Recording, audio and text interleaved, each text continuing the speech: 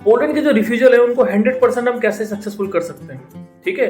तो ये वीडियो जिन्होंने पोलैंड में ऑलरेडी अप्लाई कर चुका है, जिनकी अपॉइंटमेंट पेंडिंग है, या फिर जो अप्लाई कर रहे हैं अभी जो प्रोसेस में, या फिर जो प्रोसेस करेंगे 3 मंथ्स या 6 मंथ्स के बाद, ठीक है। तो ये वीडियो एंड तक देखना, आपके काम आएगा। मैंने कुछ पॉइंट नोटिस किए, कॉमन ऐसे पॉइंट्स हैं 4, जिसमें क्या है कि जिनको वीजा मिला है और जिनको वीजा रिफ्यूजल हुआ है इसी पॉइंट्स की वजह से हुआ है। तो पहला पॉइंट पता क्या है, उसको हम बोलते हैं जस्टिफाई। आप जस्टिफाई नहीं कर पा रहे हो अपनी जॉब को, ठीक है।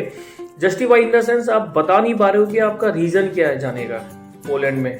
सपोज एग्जांपल, आप 1 साल के लिए या 3 साल के लिए ऑफर लेटर आता है, उसमें लिखा होता है आप 1 साल का ऑफर लेटर आ, वो आपसे पूछ रहे हैं कि आप कब वापस आओगे, या फिर मतलब वो इनडायरेक्टली आपको ये भी पूछ सकते हैं कि आप कब तक पोलैंड में रहने का आपका प्लान है। तो आप वहां पे जस्टिफाई नहीं कर पा रहे हो। जो लोग जस्टिफाई कर रहे हैं वो ऑलरेडी जो है जा चुके हैं, ठीक है, उनको वीजा ग्रांट हो गया। दूसरी चीज, आपकी कंपनी, ठीक है। जिन लोगों को जल्दी वीजा मिल रहा है उनकी कंपनी का बैकग्राउंड बहुत अच्छा है, ठीक है, उसकी रेपुटेशन अच्छी है पोलैंड के अंदर। और जो कंपनी ऑलरेडी बहुत सारे रिजेक्शन दे चुकी है, आप उसी कंपनी में जाके अप्लाई कर रहे हो, आपके रिजेक्शन के आने के चांसेस 100% फिर हो जाते हैं, क्योंकि वो कंपनी का रेपुटेशन अच्छा नहीं है पोलैंड के अंदर, ठीक है। थर्ड चीज, एजुकेशन और आपका जो एक्सपीरियंस है, ठीक है। एक्सपीरियंस आपका किसी और कैटेगरी का है।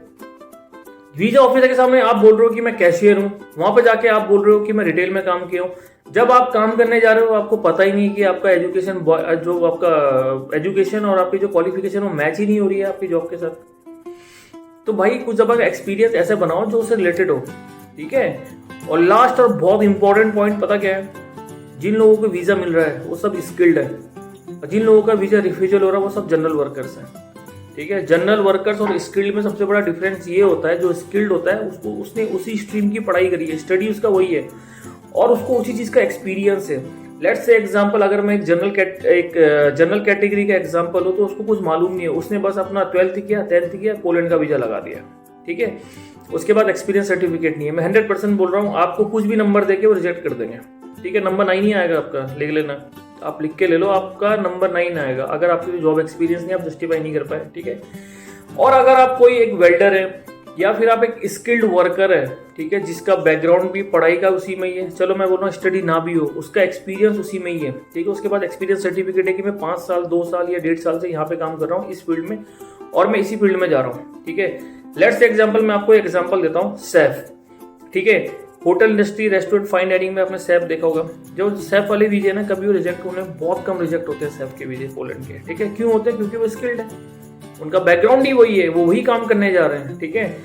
तो उनका वीजा जो है 100% सक्सेसफुल रहता है। तो ये वीडियो मैंने इसलिए बनाया था कि जो आपका जो वीजा है ना, उसको सक्सेसफुल कैसे बनाना है, मैंने कुछ हिंट आपको दे दी है। आपको जो अपना बैकग्राउंड है वो चेंज करना पड़ेगा। दूसरी चीज ये है कि आपको जस्टिफाई करना पड़ेगा, आपको उनको भरोसे में, कॉन्फिडेंस में लेना पड़ेगा कि सर मैं वापस आऊंगा इंडिया, ठीक है, मेरे पेरेंट्स से, या मैं वापस आके अपना बिजनेस करूंगा, या वापस आके मैं एक नया एंटरप्रेन्योर बनूंगा, या कुछ भी XYZ आपको रीजन देना है कि आप वापस आओगे, ठीक है। थर्ड थिंग ये है कि आप पोलैंड ही क्यों जाना चाहते हो, आप जर्मनी भी जा सकते हो या फिर कुछ ऐसी कंट्री, तो आपको वहां पे एक अच्छा आंसर रखना पड़ेगा अपने पास, ठीक है। और ये छोटी छोटी चीजें बहुत सक्सेसफुल रेशो है पोलैंड के। आप देखना जितने भी लोग गए ना यहाँ से पोलैंड में, या माल्टा जो लोग गए, उनका सेम फील्ड है, सेम प्रोफेशन है, इसलिए उनको वीजा जल्दी ग्रांट हो गए, ठीक है। तो अगर आपका सेम फील्ड नहीं है तो आप कैसे बना सकते हो ये आपको पता है, ठीक है। मैं आपको सिर्फ हिंट दे सकता हूँ, बाकी वो आपके ऊपर है, अपनी डॉक्यूमेंटेशन कैसे करें, ठीक है। अगर आपको जनरल कैटेगरी में जाना है, इनकेस आप स्किल्ड में हो, जैसे आप सेफ हो, अगर आपको सेफ का वीजा मिलता है, या आप ट्रक ड्राइवर हो, या फिर आप कुछ भी ड्राइवर हो, आपके पास लाइसेंस है, आप वही काम करते हो, आप फिर पोलैंड का अप्लाई करोगे, आपको वीजा मिल जाएगा, ठीक है। तो यही एक तरीका है पोलैंड का जो रिफ्यूजल है उसको 100% बनाने का, कि आपको अपना बैकग्राउंड भी वही शो करना पड़ेगा। और मैं आपको एक एडवाइस दे रहा हूँ, जब भी आप पोलैंड अप्लाई करते हो ना, तो जनरल में मत जाओ, स्किल्ड में जाओ। स्किल्ड में कुछ भी हो सकता है आप, ठीक है, कुछ ऐसा काम करो जैसे लोडिंग अनलोडिंग का हो गया, आप वही काम कर रहे हो अपनी कंट्रीज में, या फिर जहाँ पे आप रहते हो, और उसी जॉब में आप बाहर जा रहे हो, तो 100% आपको वीजा मिल जाएगा। आप नोटिस करना और देखना, जो सक्सेस रेशो है उन्हीं लोगों के जो वही काम करते हैं, या तो वेल्डर होगा, फिटर होगा, या फिर लोडिंग अनलोडिंग वाला होगा, या फिर कोई भी ऐसा फील्ड उसका जो उस काम से रिलेटेड हो, उन्हीं को वीजा मिलता है, ठीक है। थोड़ा एक्सपीरियंस आप बनाओ थोड़ा एक अपना बैंक बैलेंस, अब देखो बैंक स्टेटमेंट का भी मुझे बहुत सारे आते, कितना बैंक स्टेटमेंट चाहिए।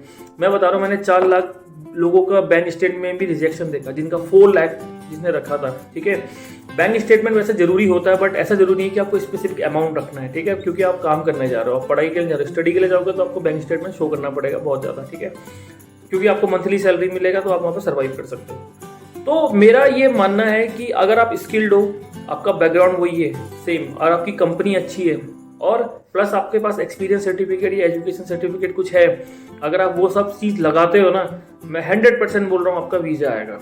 ये मेरी गारंटी है। ठीक है, वीज़ा की गारंटी कोई लेता नहीं है, पर मैं बोल रहा हूँ गारंटी है। अगर आपकी कंपनी अच्छी निकली, आप स्किल्ड हो, आपके पास क्वालिफिकेशन है, आपका बैकग्राउंड भी सेम है, और आपने जस्टिफाई भी कर दिया कि मैं वापस आ जाऊंगा, ये कुछ पॉइंट नोटिस कर लिया आपने, इनको इस पॉइंट को कम से कम 2-3 पैराग्राफ रखना हर पॉइंट के अंदर, तो आपको बोलने में आसानी होगी वीजा ऑफिसर के सामने में। ठीक है, तो यही है गाइस, आई होप ये वीडियो आपके काम आएगा, और यही सक्सेसफुल रेशियो है पोलैंड का। ठीक है, इसके अलावा इसके बाहर कोई रॉकेट साइंस नहीं है, इसके बाहर कुछ नहीं है। जो मैंने आपको चीज़ बताई, बस यही 100% रेशियो। आप जस्टिफाई करो, क्वालिफिकेशन सेम रखो, एक्सपीरियंस सेम रखो, आपकी कंपनी अच्छी होनी चाहिए, और आप स्किल्ड वर्कर होने चाहिए। ठीक है, thank you guys, thank you so much.